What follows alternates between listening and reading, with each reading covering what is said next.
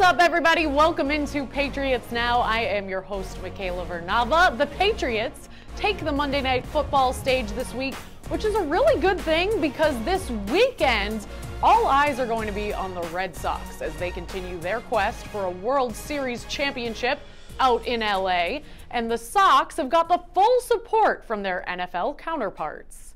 The Patriots decked out their own locker room in full Red Sox spirit. Meanwhile, Julian Edelman left no question as to who he's rooting for. From California, yeah. If the Dodgers make it, who are you going to be rooting for? Pardon me? I hate the Dodgers.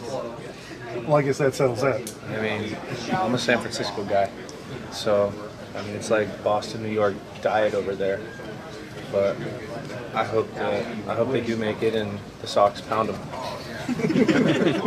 So the Pats have the Sox backs, but could they grab their bats? Some seem to think so. Man, see, nobody knows. I used to play ball back in the day. I was supposed to be drafted. That's my hidden talent. Really? You play in high school? I did. What position did you play? I pitched in a righty. I pitched in just DH. That was my thing. 2-seam, 4-seam, slider, circle change, knuckleball, and cutter. How fast did you throw? In the 90s. Can you still throw the knuckleball? Yeah, I can. Who's the best baseball player in this locker room? You know him. Yeah, I know Brady played in high school. I know you played. There's been a handful of guys. I don't know. There's a lot, but just know 53's all right. All right, let's get back to the fact that the Patriots have an important game this week against a division opponent, and while playing the 2-5 Buffalo Bills seems like it should be a win in the bag for the Pats, Tom Brady, as great as he is, has shown that even GOATs aren't immune to catching a case of the Mondays. Throughout his career, Tom Brady's win percentage is a full 10% lower when he plays on Monday compared to when he plays on any other day of the week. And on Mondays, Brady's thrown 2.2 touchdowns for every interception, while on any other day of the week, he's thrown 3.1 touchdowns per interception. The good news is Brady can improve his Monday night stats this week as he's beaten the Bills 28 times in his career, which is more than any player has ever beaten a single opponent in NFL history. Plus, the Pats are coming off a big win in Chicago.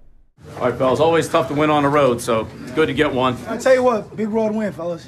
Big road win. We got to have it again next week. But how do we feel about coming into the historical Soldier Field and getting a W? Another great win.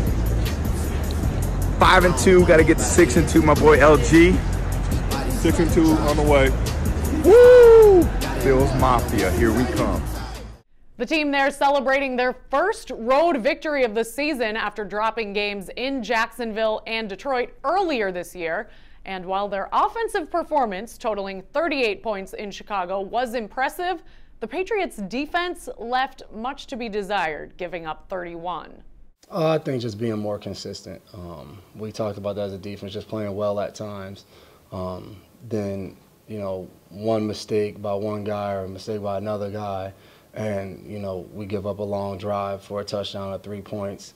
And it might look like, dang, this defense is really playing well the last 3 or 4 drives. Like, this is good. And then it's one bad drive. Where it's another bad drive. Then it's, okay, 5 good drives. So just being able to play a consistent 60-minute game, I think it's probably the focus for every team. But I think that's really showed up for us when we've been really good at times and then really bad at times. So, you know, it's not going to be a perfect game, but I think when it's not going as good, it can't be as bad as it's been. Here's a look at the Patriots injury report. Some notable names on there: Dante Hightower, Josh Gordon, and Rob Gronkowski, who of course did not play Sunday against the Bears. All were limited in practice this week, but they are expected to take the field on Monday. Sony Michel, however, did not participate and has been ruled out of this week's game, which puts a lot of responsibility on the shoulders of James White. I mean, it's just taking care of your body and just going out there, executing, getting the job done, whether it's more touches or not. I just want to make the most of the opportunities that I get and, you know, just have fun out there and just play the best of my abilities. I think that's all it is. It doesn't matter whether it's 10 touches, 1 touch, 20 touches. doesn't really matter. Just go out there and play hard, do whatever I can to help this team and take care of my body, make sure I'm available. Let's turn now to our Patriots beat writer, Doug Kyde, who answers your burning Patriots-related questions. Hello and welcome to this week's mailbag. I'm Doug Kyde. If you have a question for me, you can tweet it to me at Doug Kyde using the hashtag MailDog, and I will try to get around to answering it.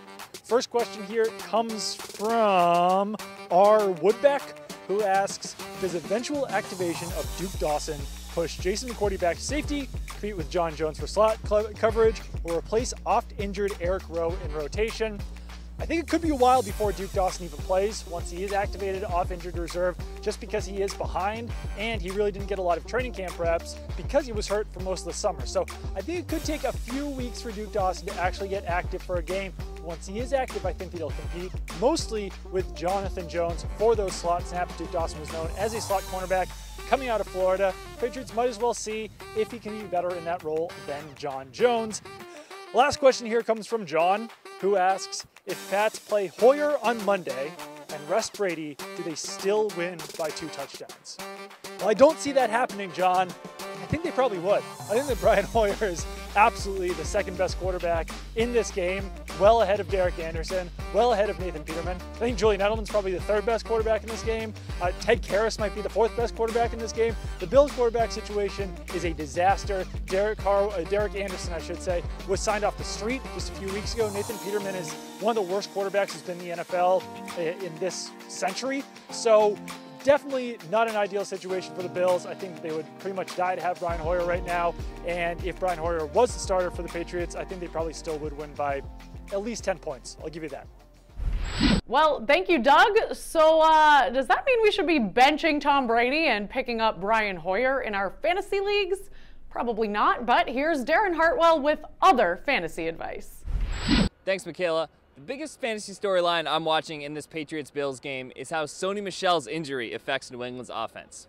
Right off the bat, I think James White will play a much bigger role in both the running and passing games and is an absolute must-start this week. If you're in a deeper league, I'd also take a flyer on backup running back Kenyon Barner.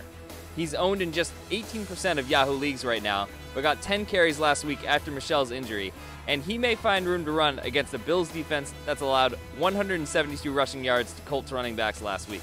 The reports on Rob Gronkowski are that he'll be good to go with that back injury, so I'm definitely starting him and quarterback Tom Brady.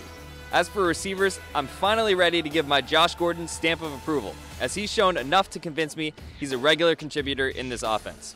On the Bills side, the only player I'm starting is either LaShawn McCoy or, if he's hurt, backup Chris Ivory. The Patriots' run defense still gives up fantasy points in bunches, so Buffalo's #1 running back is a decent play here.